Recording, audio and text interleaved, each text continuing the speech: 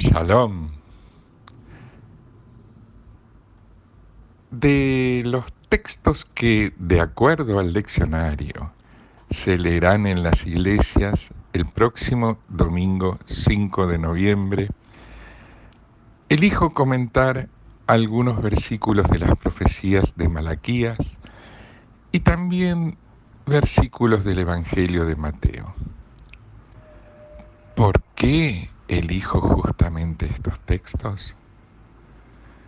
Porque de cómo se los entienda dependerá si se lo hace con o sin valorar la judeidad de lo cristiano. La tradición interpretativa desjudaizante ha hecho que algunos crean que cuando Malaquías profetiza, y ahora para ustedes es esta advertencia, sacerdotes, o yo enviaré sobre ustedes la maldición, ustedes se han desviado del camino, han hecho tropezar a muchos con su doctrina.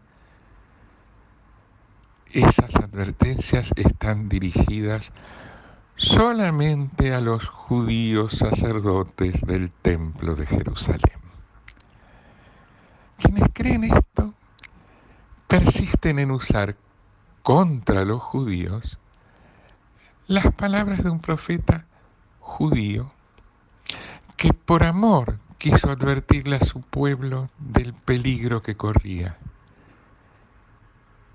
y que con gratitud sigue siendo leído en las sinagogas hasta el día de hoy.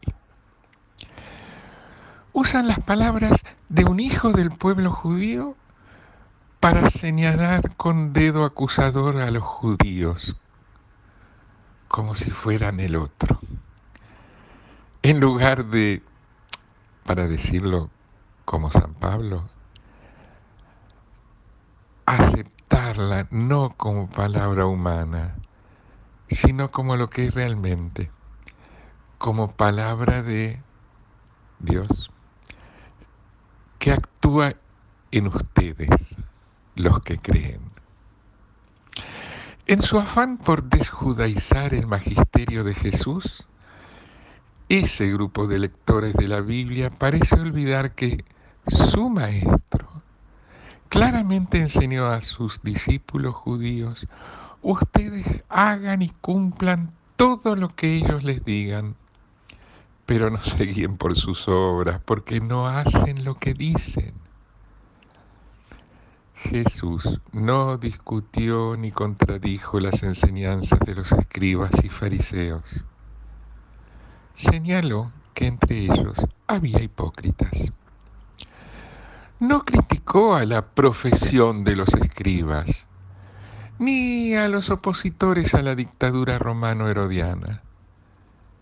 Jesús enseña a no hacer lo que algunos seres humanos que enseñan a otros a vivir según normas de conducta que ellos, los pretendidos maestros, no cumplen.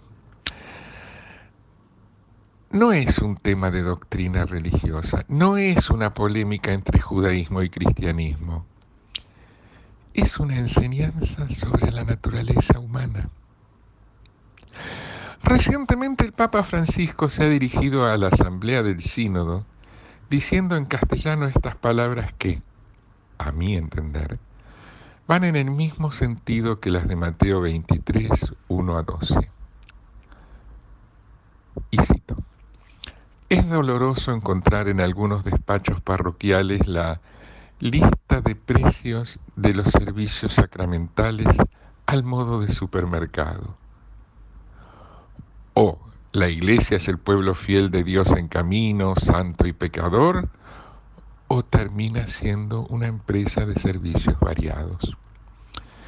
Y cuando los agentes de pastoral toman este segundo camino, la iglesia se convierte en el supermercado de la salvación y los sacerdotes, meros empleados de una multinacional. Es la gran derrota a la que nos lleva el clericalismo. Y esto visto con mucha pena y escándalo. Basta ir a sastrerías eclesiásticas en Roma para ver el escándalo de sacerdotes jóvenes probándose sotanas y sombreros o albas y roquetes con encajes.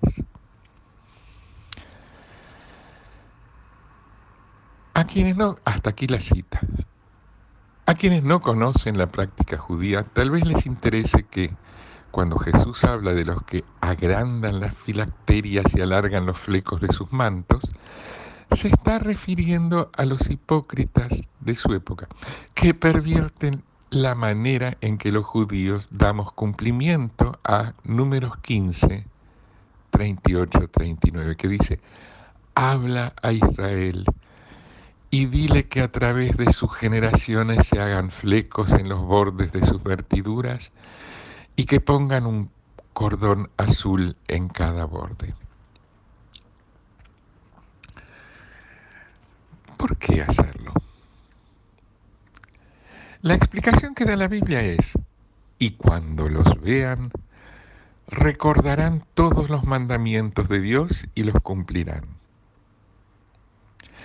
Es lógico que tanto Jesús como sus discípulos, al vivir en un contexto judaico y enseñar en sinagogas, usasen los mantos rituales propios de la liturgia judaica, que tienen esos flecos y filacterias.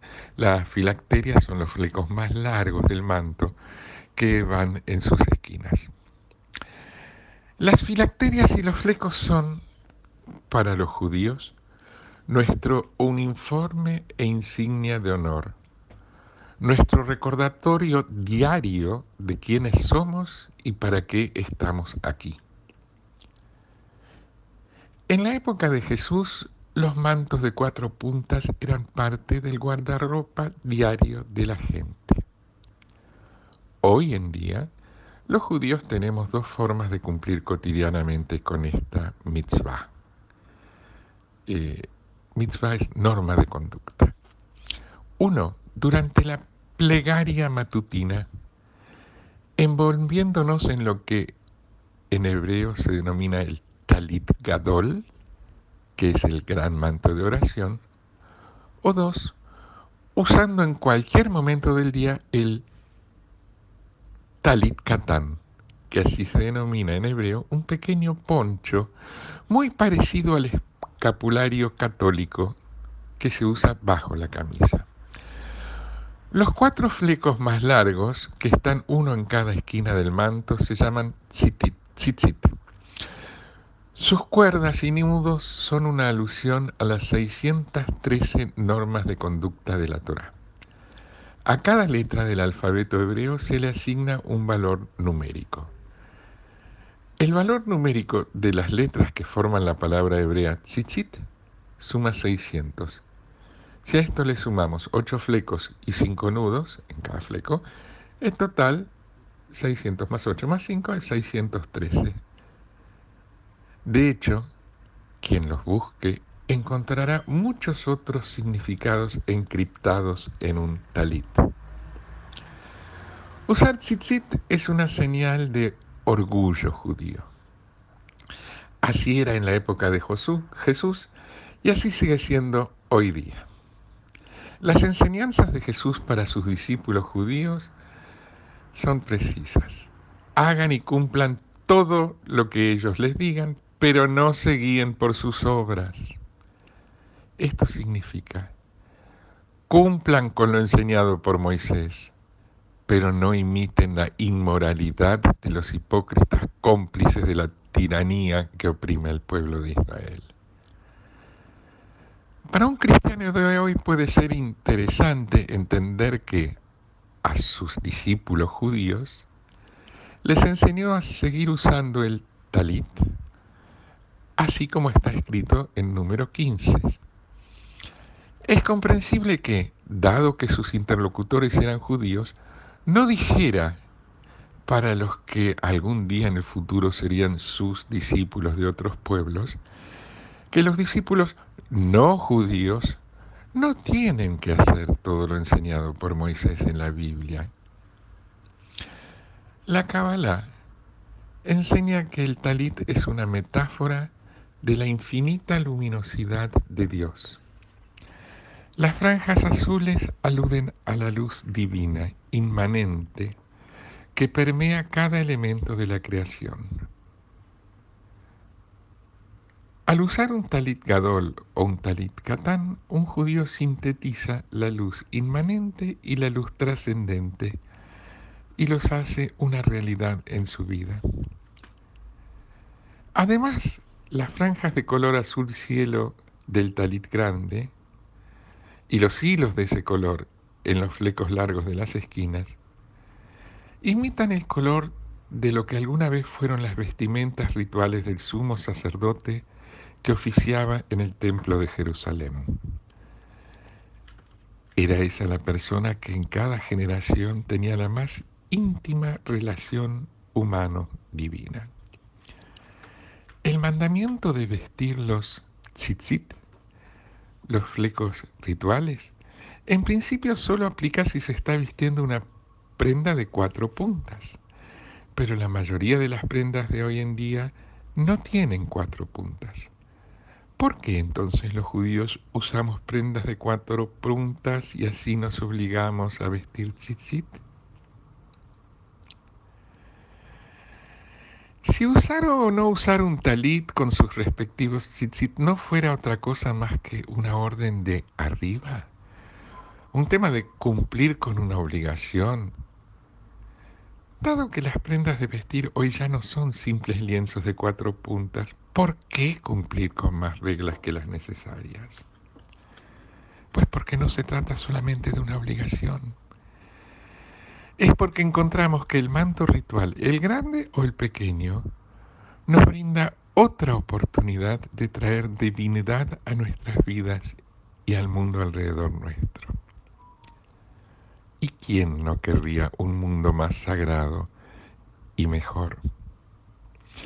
De hecho, nuestros sabios escriben que el mandamiento de usar tzitzit, que debe ser cumplido diariamente, al menos durante las plegarias, nos sirve para recordarnos elegir lo correcto frente a cualquier situación.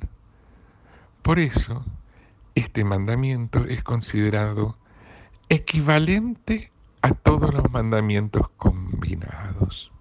Entonces, ¿cómo vamos a perdernos de él? Una última palabra por hoy.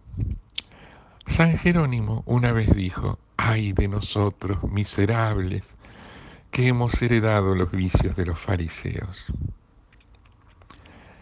Al hacerlo, usó a todos los fariseos como ejemplo de hipocresía. Sin duda que debe haber habido hipócritas entre los fariseos de la época de Jesús, como los hubo y los hay entre los dignatarios de todas las religiones e instituciones de todos los tiempos. Pero qué pena que Jerónimo no haya dicho simplemente: «Ay de nosotros, miserables, que hemos heredado la hipocresía». Shalom, shalom, que tengan una feliz y bendecida semana.